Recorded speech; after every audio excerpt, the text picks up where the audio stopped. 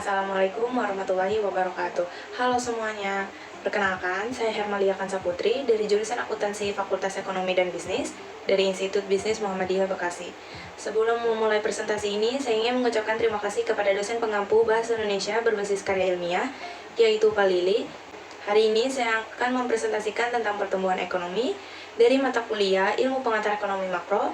Referensi ini saya ambil dari skripsi Nurbaiti Fakultas Ekonomi dan Bisnis Islam dari Universitas Islam Negeri Sumatera Utara, Medan 2019. Dalam presentasi ini saya akan menjelaskan tentang pengertian dari pertumbuhan ekonomi, faktor-faktor pertumbuhan ekonomi, serta macam-macam metode pertumbuhan ekonomi. Apa sih pertumbuhan ekonomi? Menurut Simon Kuznets, pertumbuhan ekonomi adalah kenaikan kapasitas jangka panjang dari negara yang bersangkutan untuk menyediakan berbagai barang ekonomi kepada penduduknya. Berikut faktor-faktor pertumbuhan ekonomi. Menurut Samuelson dan Nordaus, faktor-faktor yang mempengaruhi pertumbuhan ekonomi yaitu: pertama, sumber daya manusia. Contohnya, penawaran, tenaga kerja, pendidikan, disiplin, atau motivasi. Kedua, sumber daya alam atau tanah, mineral, bahan bakar, atau kualitas lingkungan. Yang ketiga, pembentukan modal. Contohnya, mesin, pabrik, atau jalan.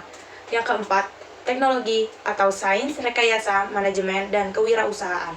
Indikator pertumbuhan ekonomi ada 4. Yang pertama, meningkatkan kesejahteraan masyarakat. Yang kedua, mengurangi kemiskinan dan mengurangi pengangguran. Yang ketiga, adanya pertumbuhan ekonomi yang baik dapat membuka lapangan pekerjaan. Dan yang keempat, meningkatkan kesejahteraan dan kemakmuran suatu daerah.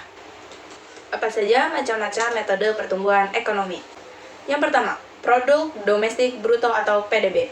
PDB mengukur total nilai seluruh barang dan jasa yang diproduksi di dalam suatu negara selama satu periode tertentu. PDB menjadi indikator penting dalam mengukur pertumbuhan ekonomi suatu negara. Yang kedua, produk nasional bruto atau PNB mencakup penghasilan dari faktor produksi milik warga negara suatu negara yang berada di luar negeri dan penghasilan yang dibuat oleh perusahaan asing di dalam negara tersebut. Yang ketiga, pendapatan nasional. Pendapatan nasional mengukur pendapatan yang dihasilkan oleh suatu faktor produksi yang berada di dalam suatu negara, termasuk tenaga kerja, modal, dan sumber daya alam. Yang keempat, indeks harga konsumen atau IHK. IHK mengukur perubahan harga barang dan jasa yang dibeli oleh konsumen. IHK sering digunakan untuk mengukur inflasi.